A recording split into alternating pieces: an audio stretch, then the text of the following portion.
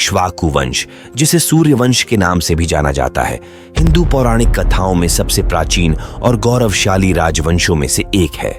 इस वंश की उत्पत्ति सूर्य देव से मानी जाती है। कथाओं के अनुसार इस वंश की स्थापना राजा इक्ष्वाकु ने की थी, जो वैवस्वत मनु के पुत्र थे। वैवस्वत मनु मानवता के प्रणेता और हिंदू परंपरा में पहले मनुष्य माने जाते हैं। मनु स्वयं विवस्वान सूर्य के पुत्र थे। स्क्रीन पर इक्ष्वाकु वंश के प्रमुख राजाओं को दर्शाया गया है।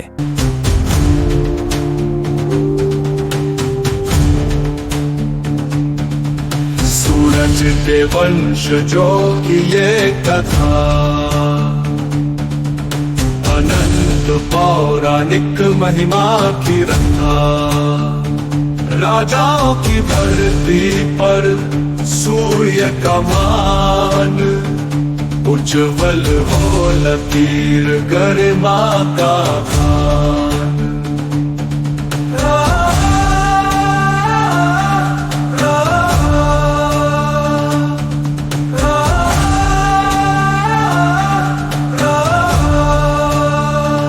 रामायण की कथा का अद्वितीय संकेत, सूर्य वंश का गौरव अमर और महादेव।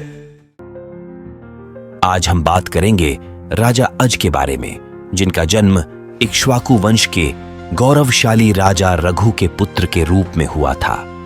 बचपन से ही अज अपने बुद्धिमत्ता, साहस और धर्मपरायणता के लिए जाने जाते थे।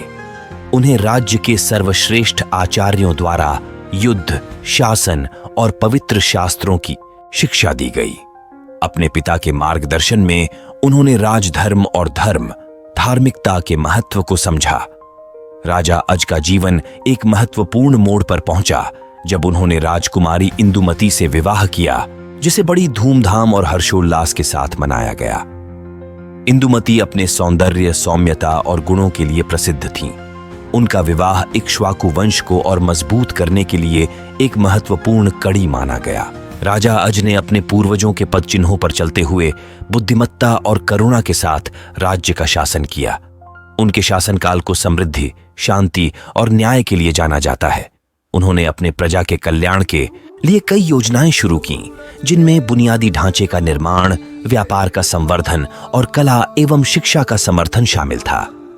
राजा अज अपने युद्ध कौशल के लिए भी प्रसिद्ध थे, जिन्होंने अपने राज्य की रक्षा करते हुए इसके सीमाओं का विस्तार किया। इक्ष्वाकु वंश के गौरवशाली राजा अज ने अयोध्या पर बुद्धिमत्ता और करुणा के साथ शासन किया। वे रानी इंदुमती के पति थे, जो अपनी सौंदर्य, सौम्यता और धर्मपरायणता के लिए प्रसिद्ध थी। इस युगल का संबंध प्रेम और सौहार्द का प्रतीक था और उनके राज्य में खुशहाली और समृद्धि का वातावरण था। अयोध्या के राजा अज और रानी इंदुमती का जीवन सुख और समृद्धि से भरा हुआ था। उनके जीवन में एक महत्वपूर्ण पल तब आया जब उनके पुत्र दशरथ का जन्म हुआ।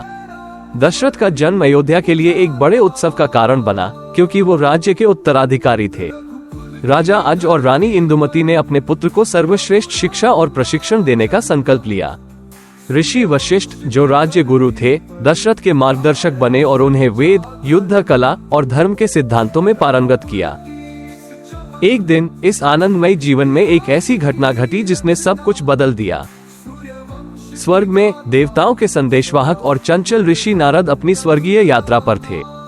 नारद, जिनके बारे में कहा जाता है कि वे धरती और स्वर्ग के बीच स्वतंत्र रूप से विचरण करते हैं, हमेशा किसी न किसी रहस्य या चमत्कारिक घटना के केंद्र में होते हैं। इस बार उनके पास एक दिव्य पुष्प था, एक ऐसा फूल जो केवल अपनी सुंदरता के लिए ही नहीं, बल्कि उसमें निहित दिव्य शक्तियों के लिए भी प्रसिद्ध था। ये पुष्प नारद को एक देवता द्वारा उपहार स्वरूप दिया गया था और इसका संबंध रानी इंदुमती के भाग्य से जुड़ा था। हालांकि यह बात स्वयं नारद को भी ज्ञात नहीं थी। जब नारद अपनी यात्रा के दौरान अयोध्या के आकाश से गुजर रहे थे, तभी वो दिव्य पुष्प उनके हाथों से फिसल गया। यह कोई साधारण दुर्घटना नहीं थी, ये ब्रह्मांड की एक अनोखी योजना का हिस्सा थी, जो अदृश्य रूप से चल रही थी। वो पुष्प धीरे धीरे धरती की ओर उतरा और राजा अज और रानी इंदुमती के बाग में आ गिरा। जैसे ही यह पुष्प रानी इंदुमती को छुआ, वो अचानक और अप्रत्याशित रूप से मृत हो गई। इस दिव्य पुष्प की शक्तियां दुष्ट नहीं थी, लेकिन वे इतनी प्रबल थी कि उन्होंने ये दुखद घटना उत्पन्न कर दी। राजा अज, जो अपनी रानी से अत्यंत प्रेम करते थे, इस घटना से स्तब्ध रह गए।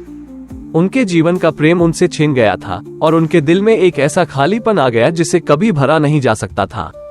लेकिन अपने गहरे शोक के बावजूद राजा अज ने अपने राजकीय कर्तव्यों को नहीं छोड़ा। उन्होंने धर्म के सिद्धांतों का पालन करते हुए अपने राज्य का शासन जारी रखा। इंदुमती की मृत्यु ने उनके जीवन को एक नया मोड़ दे दिया था और उन्होंने भारी दिल के साथ अपने शासन का अंत किया। इस कहानी का प्रतीकवाद गहरा है। ये भाग्य की अनिवार्यता को दर्शाता है और ये दिखाता है कि कैसे सबसे शक्तिशाली और धर्मपरायण व्यक्ति भी ब्रह्मांडीय आदेश के अधीन होते हैं। ये प्रेम के गहरे बंधन और एक प्रियजन की मृत्यु के बाद उत्पन्न गहरे दुख को भी उजागर करता है। राजा अज ने इस व्यक्तिगत त्रासदी के बावजूद अपने कर्तव्यों और जिम्मेदारियों का निर्वहन किया और यही इस कहानी का सबसे महत्वपूर्ण संदेश है। धर्म और कर्तव्य का पालन जीवन की सबसे कठिन परिस्थितियों में भी किया जाना चाहिए।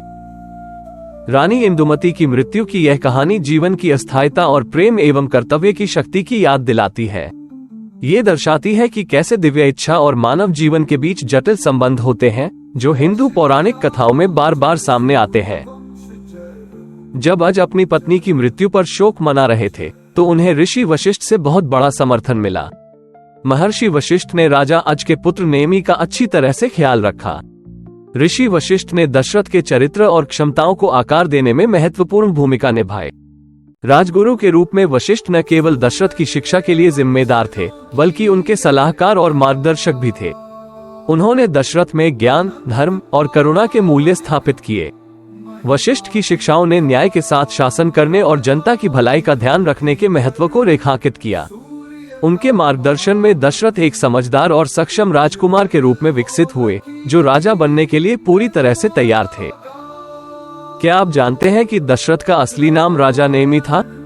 हमारे अगले एपिसोड संपूर्ण रामायण में हम सूर्यवंश के महानतम योद्धा दशरथ के जीवन पर गहराई से चर्चा करेंगे और जानेंगे कि उन्हें वह राजा कैसे कहा गया, जिनका रथ एक पल में 10 अलग अलग स्थानों पर जा सकता था। जानने के लिए बहुत कुछ है, तो हमारे साथ बने रहें। अगर आपको यह वीडियो पसंद आया हो तो लाइक बटन दबाएं और अगर कुछ अच्छा नहीं लगा हो तो वीडियो को नापसंद करने से पहले कृपया एक कमेंट छोड़ें। इक्ष्वाकु वंश के बारे में जानने के लिए समय निकालने के लिए धन्यवाद।